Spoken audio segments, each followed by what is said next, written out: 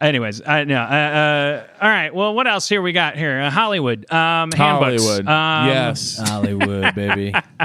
So can we try a Hollywood thing, or is that a weird thing to have foist upon us? Like, What does that mean? I mean, yeah. one of their things. Can we do? Well, they don't do. We don't do anything. No. They've been trying to tell you. They don't do anything. So when we first started, we had much more of a premise to the podcast, which it was kind of a parody of all of these shows about becoming successful in Hollywood. Like WTF was like the biggest show at the time. And it was every episode was like, when did you first realize you were funny? And so we were like doing a parody of those types of interviews that were like, at the time, 85% of podcasts. Yes. Mark Maron called me a genius. Dude. He's not far off. Yeah. He's not far off. He's all around it. Can I ask? I haven't listened to that episode. Who were your guys?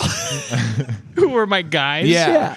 He asks everyone who their Oh, you guys guys are. are like the tough crowd crew, Colin Quinn and Nikki DePaul, Patrice. Nikki DeP.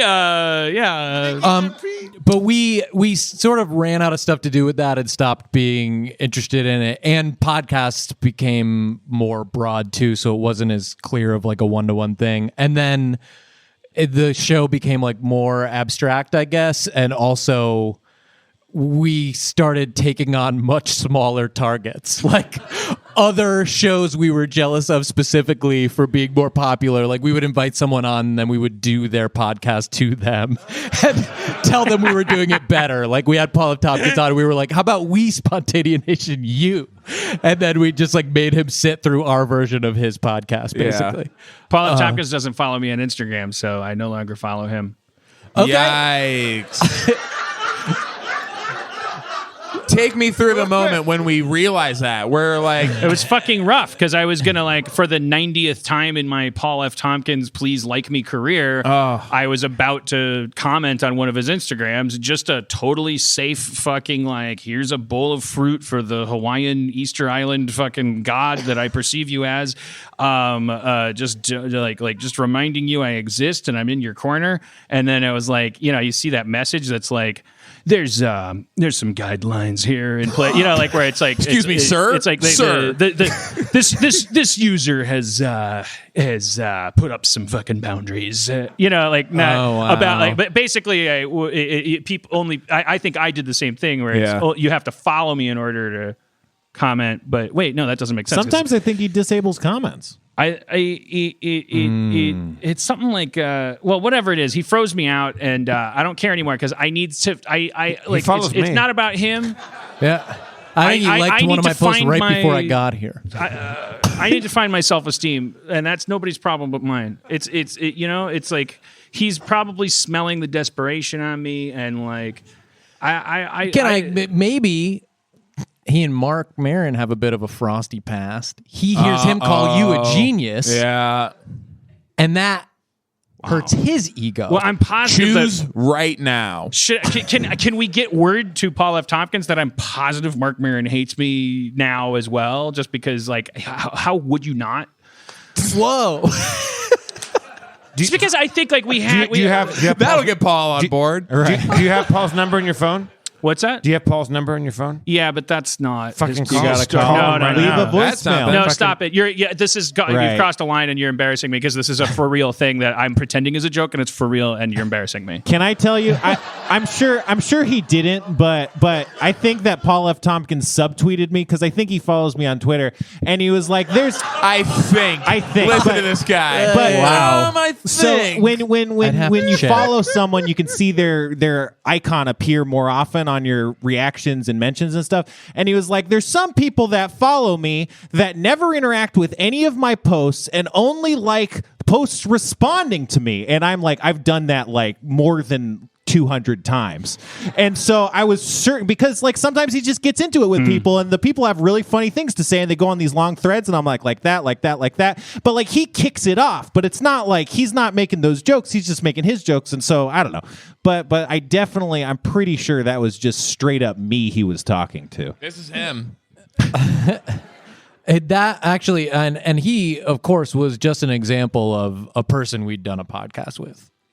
Yeah, and we didn't bring need to that be up like the subject because, of the like, for example, he entire- told us to like antagonize you on the show. I mean, no, because he hates you. No, he'd have to care. That would be flattering.